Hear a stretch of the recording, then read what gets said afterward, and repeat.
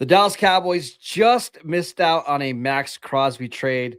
We'll tell you why that might be a good thing next.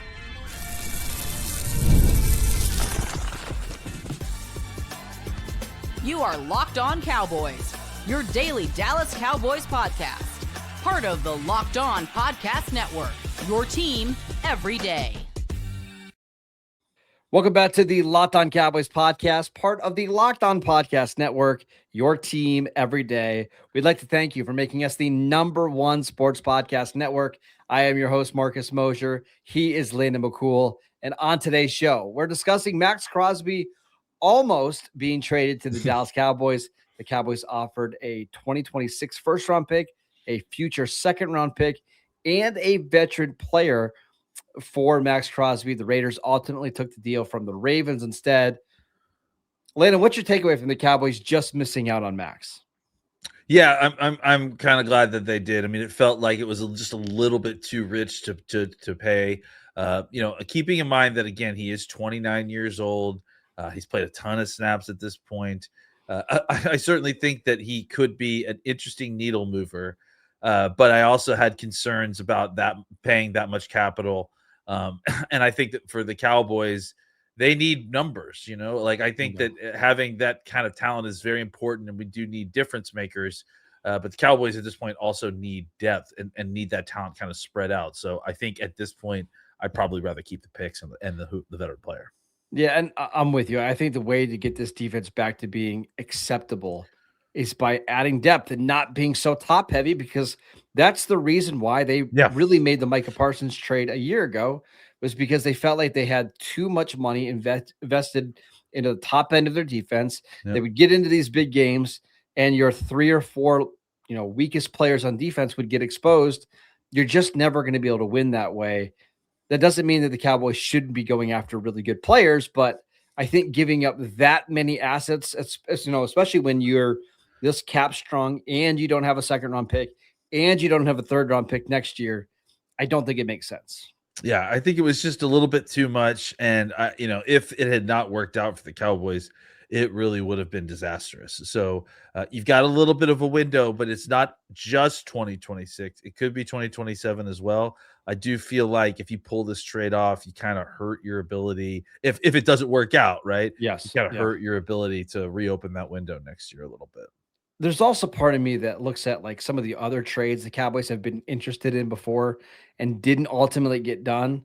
And sometimes those worked out for the better. Like the best example of this was when the Cowboys were offering 2 first-round picks for Jamal Adams. We know how that went. Or when they were offering multiple first-round picks for Earl Thomas when he was in Seattle. Paxton that ultimately Lynch. Yeah, I mean, there's plenty of these examples where, and Jerry Jones has talked about it, some of the best deals that he's made are the ones that ultimately didn't go through, right? I just think even in a draft class that's weaker, having the extra cap space, having these 2 first-round picks will help raise the floor of this defensive unit. Well, and also, I think just showing the discipline of having a cap, right? Like of having a hard cap on what they were willing to pay. It sounded like they went to Vegas and said, "Hey, here's the offer. Like, we're not moving from it. If you want to take it, you've got until free agency starts on Monday."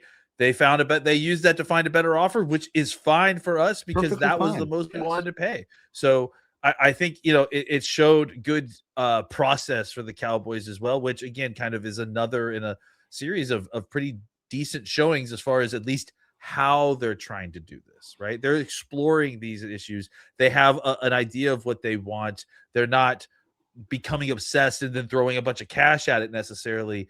They are, being very deliberate about this whole situation. And I like that. Just to be clear, Maxx Crosby's an unbelievable player. So this is not trying to poo-poo Crosby or anything like that. There were some real concerns about where he's at this stage of his career. And I hope he stays healthy and I hope he's awesome for Baltimore. I just think the Cowboys, they kind of already took their big swing on trading for a veteran defensive lineman last year when you gave up a first and second round pick for Quinnen Williams. Doing it twice in 6 months, 6 months is a little too rich for me. Yeah, it's again kind of just getting to the point where you're making what you're supposed to be making a younger roster a lot older, right? Again, Yes. and you're losing the opportunity cost of making it even younger by having those two draft picks lost in the process as well. So yeah, I mean, I think it's again we liked him enough that we considered giving a first round pick and plus for him. But I think that there is a point, there is a limit to which you're willing to take that risk, and I think the Cowboys acted appropriately. All right, let's talk about what's next for the Cowboys when it comes to addressing their defense. We'll get to that next. This episode is brought to you by Indeed. Workplace chaos, deadline stacking up, inbox overflowing, and the one position that you still have to fill is sitting open. When the pressure's on and you need the right hire, this is a job for Indeed sponsored jobs. Indeed sponsored jobs help you reach the people who actually fit what you're looking for: skills, experience, location. So you're not just hoping that the right candidate stumbles across your post.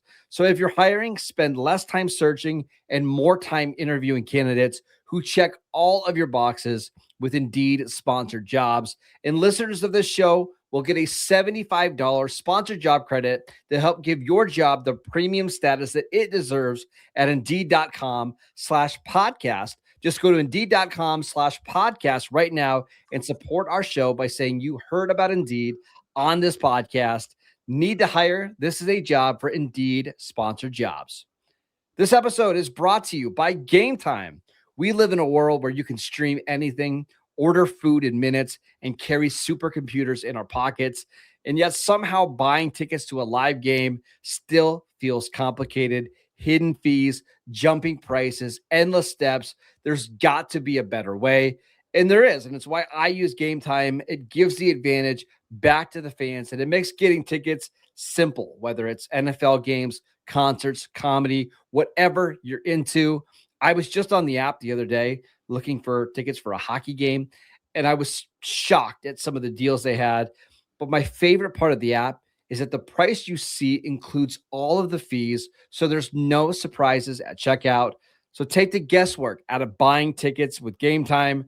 Download the Gametime app, create an account, and use promo code Locked On for $20 off your first purchase. Terms apply. Again, create an account, redeem promo code Locked On for $20 off, and download Gametime today. Welcome back to the Locked On Cowboys podcast. Landon, let's talk about what's next for the Cowboys. We know free agency starts on Monday, but what do you expect is next for the defense after missing out on Maxx Crosby? I think edge rusher is still a priority, right? We still have to kind of look at the market, and I think that's kind of where you pivot to is, all right, what's at the top of the market for pass rusher? What are we looking to spend? And you know which guy is potentially the best fit. So I would not be shocked if the Cowboys were in on any of these, let's say the first pod of pass rushers, right? Let's call them Hendrickson, Phillips, Odafe, maybe Boye Mafe, Odafe Oweh, I meant, sorry. And who else am I missing? Is there someone else that's kind of in that tier? Well, maybe. I mean, there's Kwity Paye, there's Joey Bosa, Odafe. I don't know if I think Paye is beneath them to me, and Bosa is like a rental to me. So I would be looking more at that tier above potentially. But there is a possibility that they decide to go the more kind of like you're suggesting, the veteran rental situation, right? Like if you wanted to go and get a Bosa for, I don't know, like what do you think, like $7 to $9 million or on it might even be a little bit more than that, more like 10 or 11. It's free agency, so certainly possible, right? Yeah, and there's guys like that out there, and I think that the other thing that is available to them is there are still other trades out there. There's been some talk about the Cowboys potentially being interested, or at least sniffing around, which again, good process, good, being diligent. Of the Jonathan Greenard situation out of Minnesota. Obviously, we have Marcus Dixon, who came from Minnesota, has some familiarity with the player.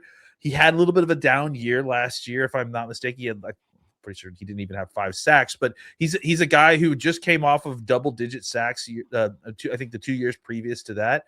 and has shown that he is a productive player, and I think is still very young. So the question becomes like, what does a player like that cost for you? The Vikings are looking to kind of get a little bit cheaper. They've got a couple other investments there. So it's not a case where the player is bad necessarily. I think if anything, you could be getting a situation where the player could be still on the ascend. But what is Minnesota going to be willing to give up for it?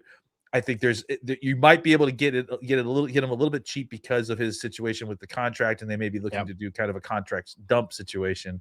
But he's an interesting player to take a look at. But the point is that there are lots of options still left for the Cowboys. And Jonathan Greenard is a really interesting player because the sack totals, you're right. I think he had 3 last year, or poor. Yeah, that sounds right. Yeah. But his win rate was 17.4%, which is the highest of his career. He just got really unlucky when it came to sacking the quarterbacks. And we know that sacks can be a quarterback sack and they can be fluky. You know, in 2024, he had 13 sacks and his win rate was 14.8. It wouldn't shock me if he, has a 15-16% win rate next year and it's right back up to 9 or 10 sacks. So the cap situation is going to be one to keep an eye on here. He's only 28, so it's not like you're getting a super old player. He does turn 29 in May. But I think if you want a 2-year rental and you don't want to have to worry about edge rusher in round 1 of the draft, I think Greenard's a really interesting prospect here. And again, we talked about it before, like defensive end being a position that is notoriously difficult to kind of instantaneously microwave some talent out of a rookie.